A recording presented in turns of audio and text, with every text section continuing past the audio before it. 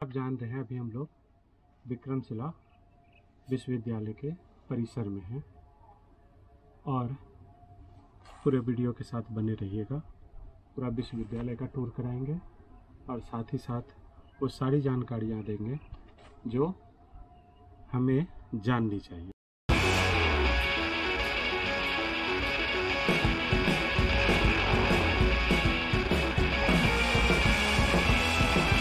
निकलते हैं विक्रमशिला की ओर, दिखाते हैं विक्रमशिला और विक्रमशिला के बारे में जानकारी प्राप्त करते हैं। और हम लोग हैं आज विक्रमशिला विश्वविद्यालय खुदाई स्थल पर। चलते हैं अंदर। ये टिकट लिया हम लोगों ने, टिकट आया 25 रुपये का और साथ ही साथ 10 रुपये का पार्किंग शुल्क।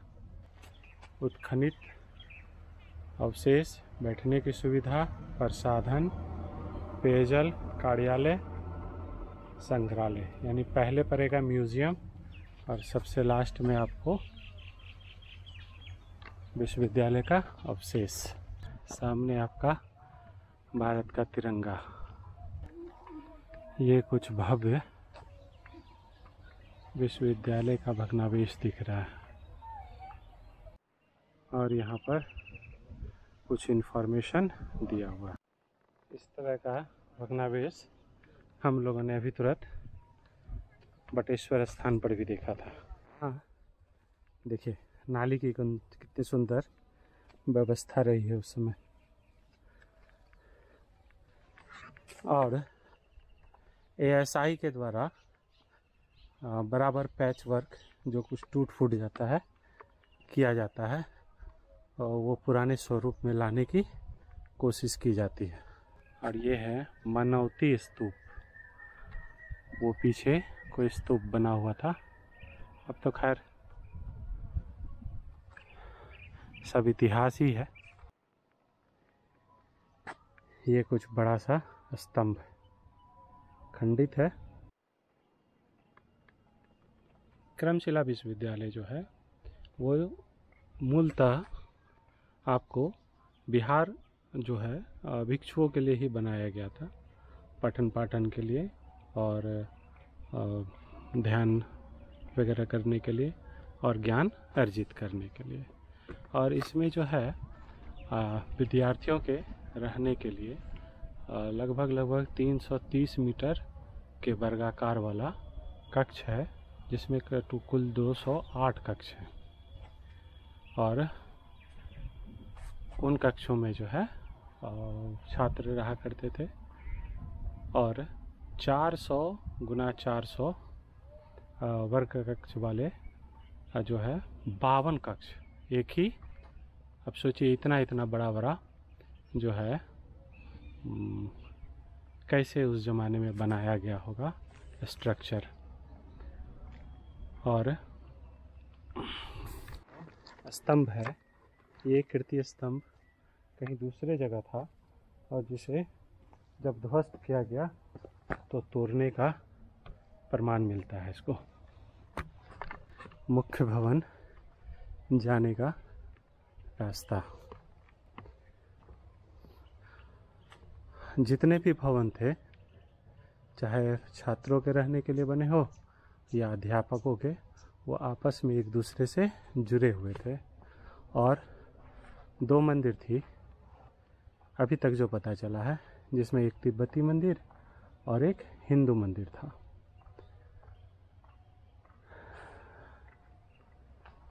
और ये देखिए, ये शायद कभी किसी आराध्य की जगह रही होगी जहाँ पे कोई प्रतिमा लगी हुई होगी, पूजा स्थल रहा होगा। और ये मंडप रहा होगा, उस तरफ भी उसी तरह की संरचना है, बरामदा रहा होगा वो। और ये आने जाने का रास्ता। दीवार देखिए कितना चौड़ा है, किला की तरह बनाया गया था कि चारों बगल की निगरानी भी रखी जा सके। और ये कक्ष रहे होंगे बनाए हुए रहने का।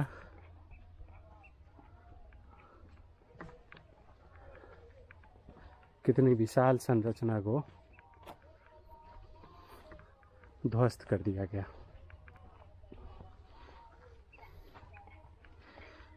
ये पूरी एक सिद्ध में शायद छात्रों के रहने के कक्ष बने हुए थे चारों ओर।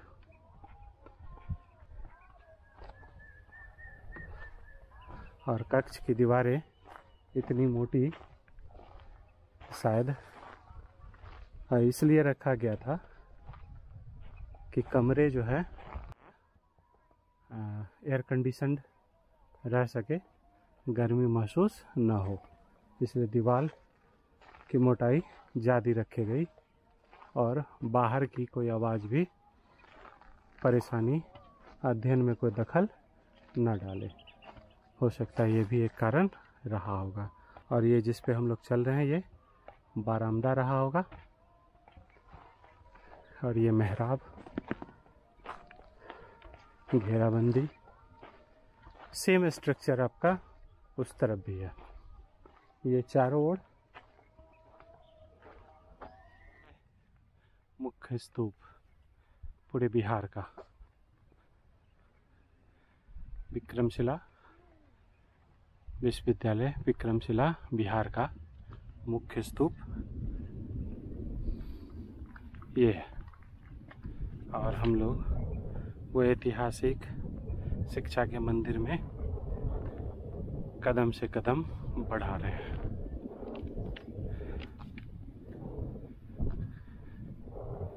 सोचिए ज्ञान की क्या महत्ता हमारे देश में रही है और वो कौन दुष्ट सी प्रजाति रही होगी जिसने ज्ञान के भंडार को ही नष्ट कर दिया। क्या हमारे ज्ञान से दुश्मनी रही होगी। ये हो गया मुख्य स्तूप। ऊपर मूर्ति बैठा हुआ हो रहा होगा कभी किसी जमाने में, है ना। और एक बार आप विश्वविद्यालय की भव्यता को महसूस कीजिए, क्या जगह रही होगी।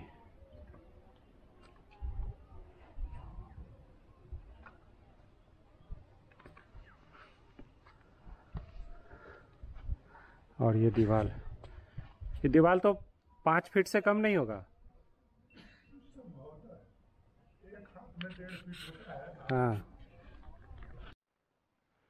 बस यही संरचना बची रह गई।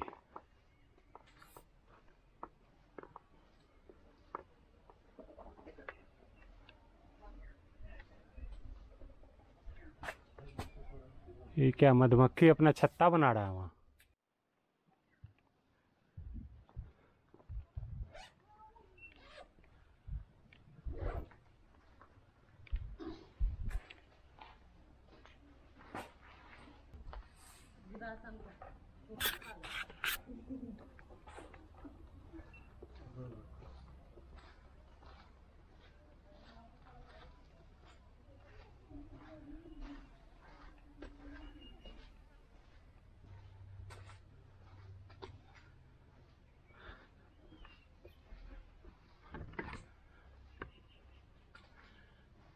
क्या ही लोग बोले इसके बारे में।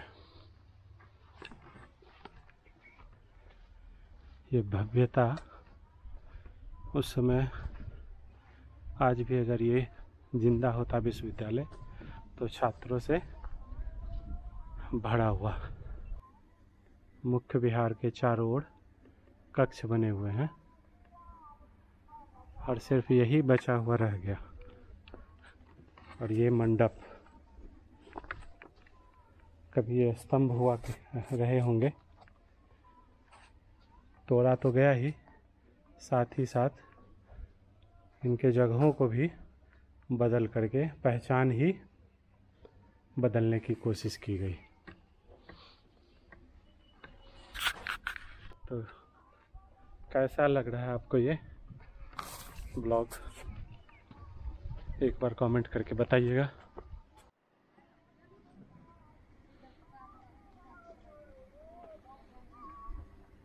आया हुआ नहीं रहता ना, तो आज भी यहाँ पे पढ़ाई हो रहा होता।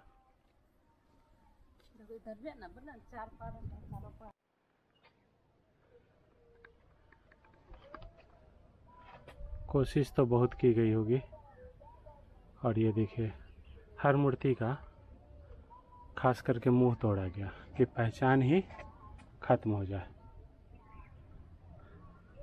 यहाँ पे आपको पूंछ दिख रहा होगा, है ना।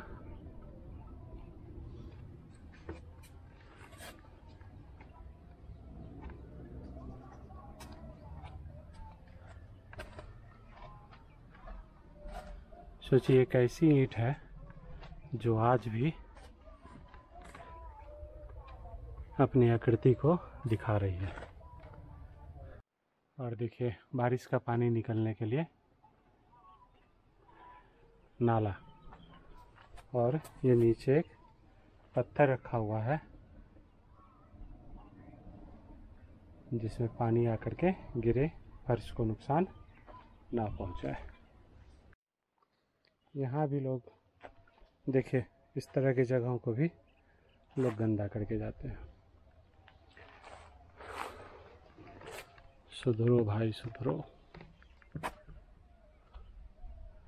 कहाँ गंदगी आप फैला रहे हैं, ये भी तो सोचना चाहिए।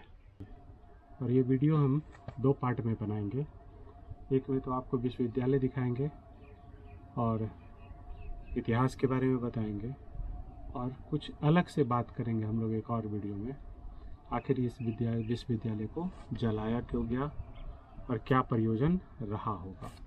जैसा अभी बात हुई कुछ लोगों के साथ, नाम नहीं बताना चाहेंगे, तो उन्होंने अच्छे विद्वान, इतिहासकार, इतिहास के जानकारी रखने वाले और रिसर्च करने वाले लोग थे, तो उन्होंने कुछ बातें बताई और कुछ अपने दिमाग में भी चल रही थी।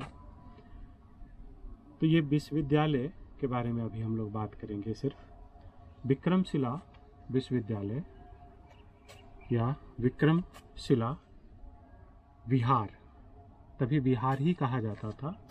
जितने भी मठ जहाँ बौद्ध धर्म की बोलबाला थी, जहाँ बौद्ध धर्म से जुड़ा हुआ कोई भी स्थल था, उसे विहार ही कहा जाता था। और यह स्थल बौद्ध धर्म और हिंदू धर्म दोनों का मिला जुला रूप था, और दोनों धर्म के अनुयायी और भिक्षुक और सन्यासी, ज्ञान प्राप्त करने वाले जो है आया करते थे यहाँ ज्ञान प्राप्त करने के लिए। प्राचीन भारत में विद्या का, हम लोग जैसा सभी जानते हैं, विद्या का 3 प्रमुख केंद्र था, नालंदा, तक्षशिला और विक्रमशिला। नालंदा के बारे में भी हम लोग जानते हैं, और तक्षशिला से जुड़े हुए थे आचार्य चाणक्य, और जो एक और बिहार आपका प्रमुख शिक्षा का केंद्र था वो था विक्रमशिला विश्वविद्यालय। 760 ईस्वी के आसपास बंगाल के राजा और पाल वंश के प्रतापी राजा धर्मपाल ने इस विश्वविद्यालय की नींव रखी थी, और ये विश्वविद्यालय अपने समय में बहुत ही प्रसिद्ध हुआ। कई मायने में तो अपने समकालीन विश्वविद्यालय से आगे भी निकल गया था। इस विश्वविद्यालय में देशी नहीं वरन विदेश के भी छात्र शिक्षा प्राप्त करते थे, और शिक्षा प्राप्त करने को ललायित रहते थे। खासकर तिब्बत से बहुत अधिक संख्या में, सोचिए उतनी कठिन रास्ता को पार करके तिब्बत से छात्र यहाँ आते थे शिक्षा प्राप्त करने के लिए। लेकिन शिक्षा के लिए प्रवेश पाना इतना आसान भी नहीं था। 4 प्रमुख द्वार थे चारों ओर, और वहाँ पर वरिष्ठ शिक्षक पहले उनकी प्रतिभा की जांच करते थे, और उत्तीर्णता प्राप्त करने के बाद ही जो है विश्वविद्यालय के अंदर वो छात्र प्रवेश करते थे, उनको अनुमति मिलती थी शिक्षा अध्ययन के लिए। इस विश्वविद्यालय का बहुत बड़ा योगदान रहा तिब्बत में बौद्ध धर्म के प्रसार में यहाँ के कई आचार्य, खासकर आसित दीपांकर आचार्य जी के बारे में जानकारी मिलती है, जो जिन्होंने जो है तिब्बत में बौद्ध धर्म की स्थापना की, बौद्ध धर्म के प्रचार में बहुत ज़्यादा योगदान दिया और साथ ही साथ कई सारे बौद्ध ग्रंथों का तिब्बती भाषा में अनुवाद किया ताकि वहाँ के लोग आसानी से अध्ययन कर सके और ज्ञान प्राप्त कर सके। कई आचार्यों ने और आचार्य आतिश दीपांकर ने भी कई भारतीय वेदों का भी तिब्बती भाषा में अनुवाद किया और तिब्बत में संरक्षित रखा गया। लेकिन हम लोग जानते हैं फिर बाद में तिब्बत के साथ क्या हुआ और जो हमारी प्राचीन ज्ञान अलग अलग जगहों पर रखी थी, अलग अलग कारणों से वो जो है नष्ट होती चली गई।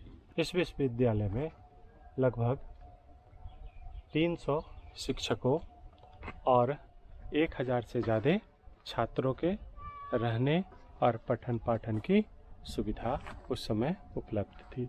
कई जगह ऐसी भी जानकारी मिलती है कि लगभग 3000 छात्र, शिक्षक, आचार्यगण हुआ करते थे और 10,000 से ऊपर की संख्या में छात्र यहाँ ज्ञान प्राप्त करते थे। इस विश्वविद्यालय में धर्म, न्याय, राजनीति, तंत्र मंत्र की शिक्षा भी दी जाती थी और सफलतापूर्वक शिक्षा पूर्ण करने के बाद बंगाल के राजाओं के द्वारा उपाधि प्रदान की जाती थी।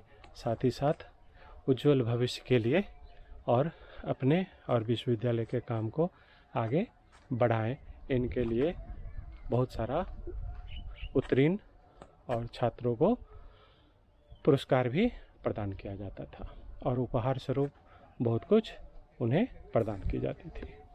कुछ प्रसिद्ध आचार्यों में जो यहाँ पे प्रसिद्ध हुए और शिक्षक बनकर, आचार्य बनकर उन्होंने छात्रों को शिक्षा प्रदान की, उनके बारे में भी कुछ जानकारी मिलती है, जिनमें से प्रमुख नाम थे रक्षित, विरोचन, ज्ञानपाद, बुद्ध, रत्नपात्र।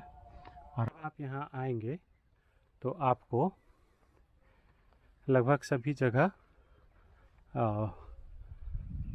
कुछ लेख प्रदर्शित किए गए हैं। आपको सारी जानकारी लगभग मिल जाएगी इन शिलालेखों को देखकर। ये बहुत ही दुखद रहा। 1203 ईस्वी में ये वो काला एक ब्लैक पॉइंट कह लीजिए भारत के इतिहास में, ये वो दौर था जिसमें हमारे लगभग सभी विश्वविद्यालय, ज्ञान की नगरियाँ नष्ट कर दी गई एक मुस्लिम आक्रमणकारी और हत्यारे के द्वारा।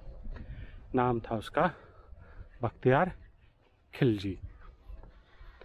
1203 ईस्वी में उसकी कुदृष्टि, हत्यारे की दृष्टि इस विश्वविद्यालय पे पड़ी और उसने इसे खंडर बनाकर छोड़ दिया। सोचिए, उतने छात्र और आचार्यों का कत्लेआम किया और साथ ही साथ ज्ञान के भंडार को जलाकर, तोड़कर नष्ट कर दिया। और ये जो भारत का गौरव था, सोचिए उसकी क्या मानसिकता रही होगी और कितनी घटिया मानसिकता रही होगी कि ज्ञान के भंडार को ही उसने विनष्ट कर दिया। एक आक्रमण और उसके किए गए आक्रमण और इस विध्वस्त हत्या के दौर में उसने न सिर्फ ज्ञान के भंडार को नष्ट किया, उसने जो है भारत को कई सदी तक पीछे ढकेल दिया। और कितने ही ज्ञानवान और हमारे जो है प्राचीन ग्रंथ नष्ट कर दिए गए। अभी हम आपको वो जगह दिखाएंगे जहाँ पर पुस्तकालय हुआ करता था विश्वविद्यालय का, और जिसे जो है आक्रमणकारी, मुस्लिम आक्रमणकारी खिलजी ने जलाकर ज्ञान के भंडार को नष्ट किया था। और ये अभी भी खुदाई जारी ही है। और ये देखिए पुराने ईंट निकल रहे हैं। जैसे उस तरफ पीछे आपने बना हुआ कमरा देखा था छात्रों के रहने का, उस तरह इधर भी बना हुआ था। अब हम लोग वो जगह की ओर चल रहे हैं जहाँ पर पुस्तकों के भंडार को सुरक्षित रखा गया था।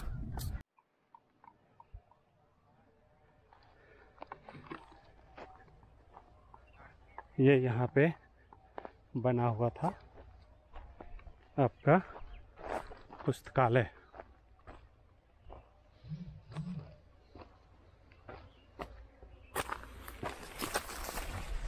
ऐसी व्यवस्था थी कि पुस्तकालय में पांडुलिपियाँ और पुस्तकें अनंत समय तक सुरक्षित रह सकें। और लाखों की संख्या में जो भारतीय ग्रंथ थे वो यहाँ जला दिए गए, नष्ट कर दिए गए। कुछ कुछ जगह पे जलने के निशान बहुत समय बाद तक भी विद्यमान थे। खुदाई के समय भी ऐसा लेखों में लिखा हुआ है। ये वो जगह था जहाँ पर पुस्तकें सुरक्षित रखी गई थी।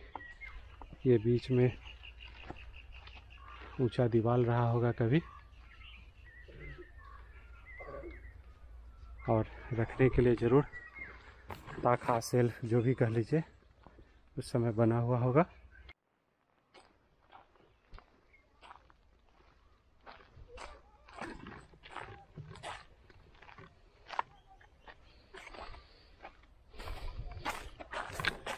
ये देखिए अभी भी यही लिखा हुआ है शिलापटों पे कि जलने के निशान के द्वारा ही पता चला कि ये वो जगह जहाँ पर जो है पुस्तकें रखी जाती थी। और ये ऐसा सिस्टम बना हुआ था, लोगों के आने जाने के कारण टूटा हुआ।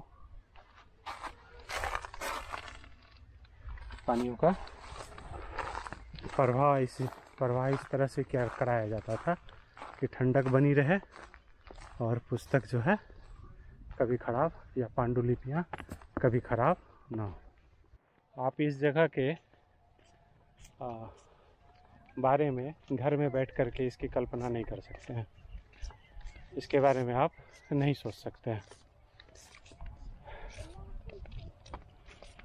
यहाँ आने के बाद ही आप इसकी भयानकता, क्या रहा होगा मंजर, उसको आप महसूस कर सकते हैं। और क्या भव्य इतिहास रहा है, इसको भी आप यहाँ आने के बाद ही जान सकते हैं।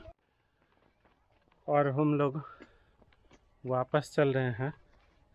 बहुत समय यहाँ बिताए, इतिहास के पुराने पन्नों को उलटने का मौका मिला।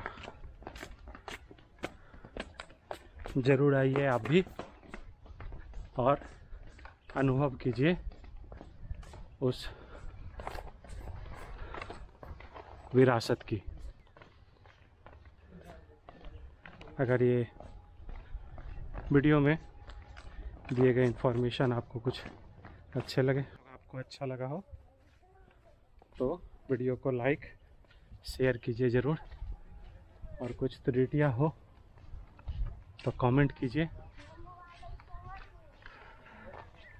और चैनल सब्सक्राइब नहीं किए हैं तो ज़रूर कीजिए।